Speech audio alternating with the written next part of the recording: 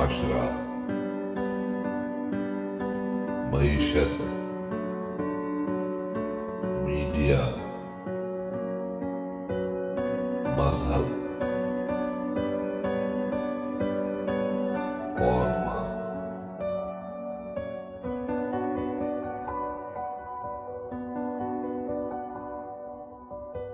अस्सलाम वालेकुम।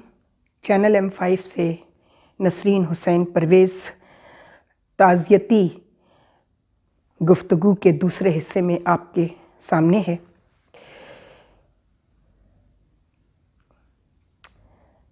ये जो सोशल मीडिया पर और दूसरे मेन स्ट्रीम मीडिया पर भी बहुत बात हो रही है, मुशर्रफ साहब के हवाले से ही अभी फ़िलहाल बात करूँगी। ज़लज़ला तो आना है भैया, ज़लज़ला तो आना है, चाहे वो मुआशी ज़लज़ला हो, चाहे वो ज़लज़ला हो जिसकी साइंसदान और कुछ नजूमी पेशन गोइयाँ कर रहे हैं 3-4 दिन के लिए, उसका भी एक हल है। वो अभी हम बताते हैं आपको इस गुफ्तगू के आखिरी हिस्से में।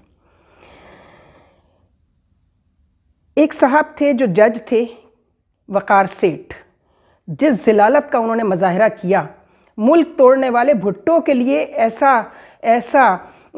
ऐसी सज़ा किसी जज ने तजवीज़ नहीं की, किसी जज ने तजवीज़ नहीं की।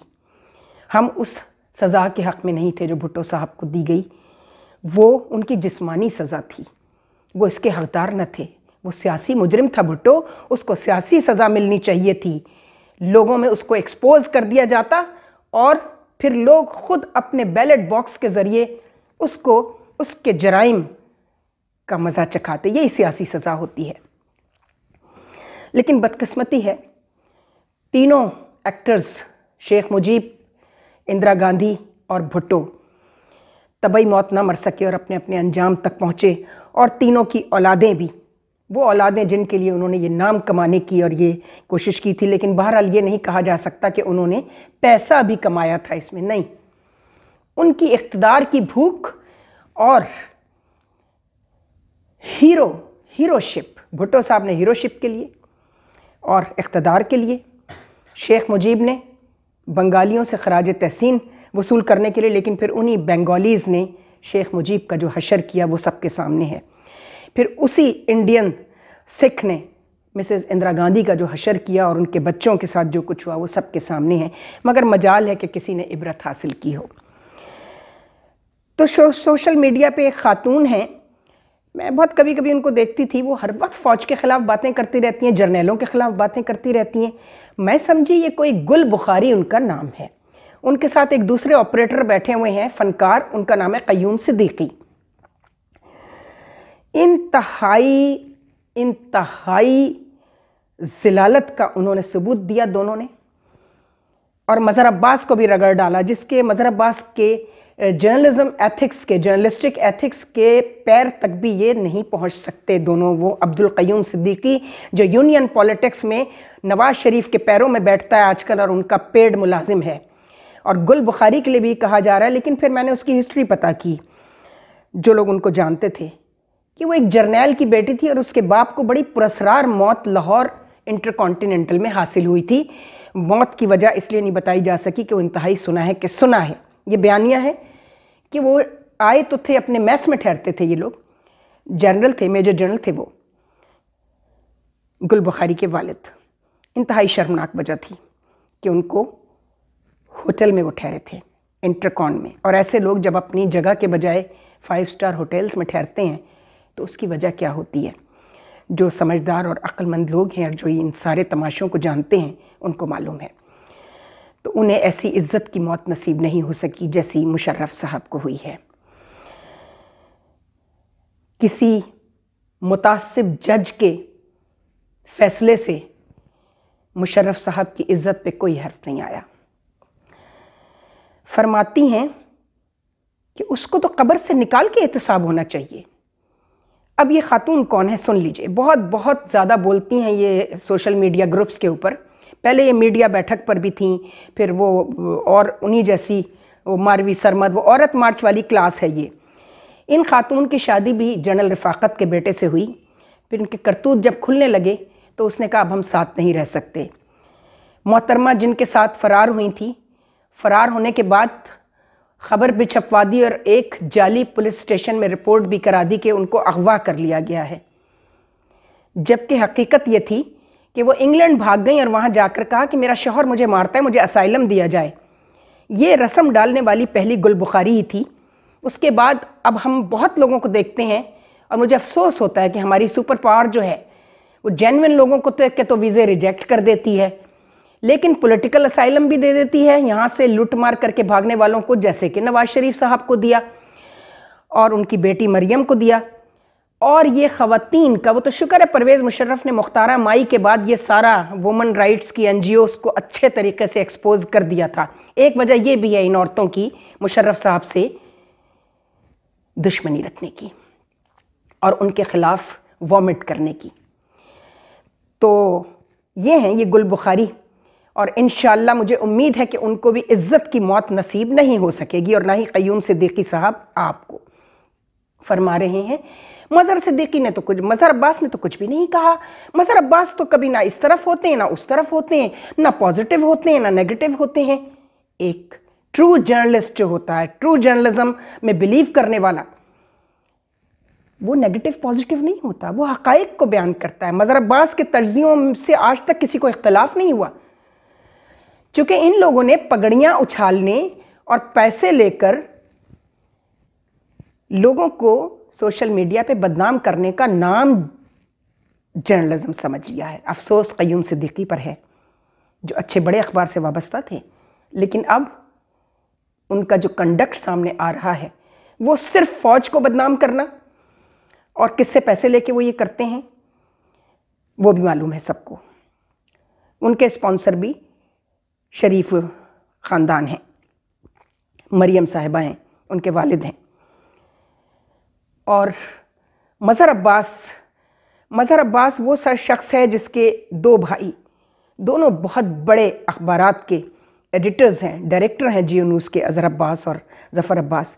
कोई एक शख्स उठकर कभी ये कह दे कि मज़हर या अज़हर या ज़फ़र ने एक चवन्नी लिफाफा कभी किसी से वसूल किया हो, कोई नज़र आता हो कि इन्होंने कुछ वसूल किया है। भाई नज़र आता है ना, जब आप पार्टीजन हो जाएंगे, जब आप एक ही पॉलिटिकल पार्टी के गुण गाएंगे और दूसरों की इज्जतें और पगड़ियाँ उछालते फिरेंगे मीडिया के ऊपर, चूँकि आपको ये माइक और कैमरा मिल गया है।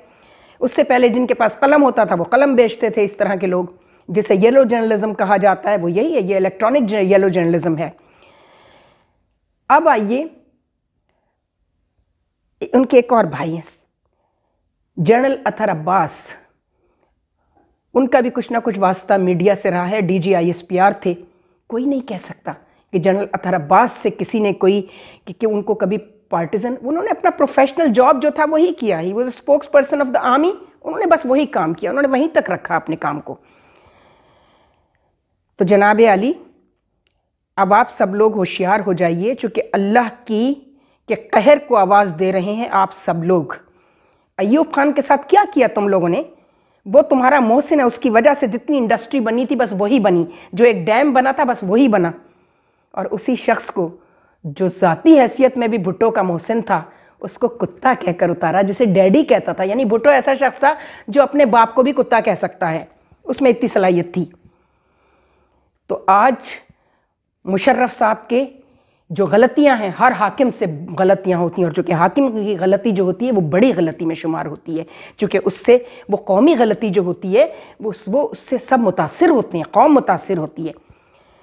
अय्यूब खान ने तो ऐसा कुछ नहीं किया था, लेकिन भुट्टो की इख्तदार की भूख ने उसको गंदा कराया, और भुट्टो की ज़िल्लत आज के दिन तक उसको ज़िंदा है। यकीनन वो तो शैतान भी ज़िंदा है भाई, इब्लीस भी तो ज़िंदा है, हर एक के अंदर घुसा हुआ है, तो ज़िंदा ही है ना वो, तो उसको ज़िंदा है कहने से कुछ नहीं होता।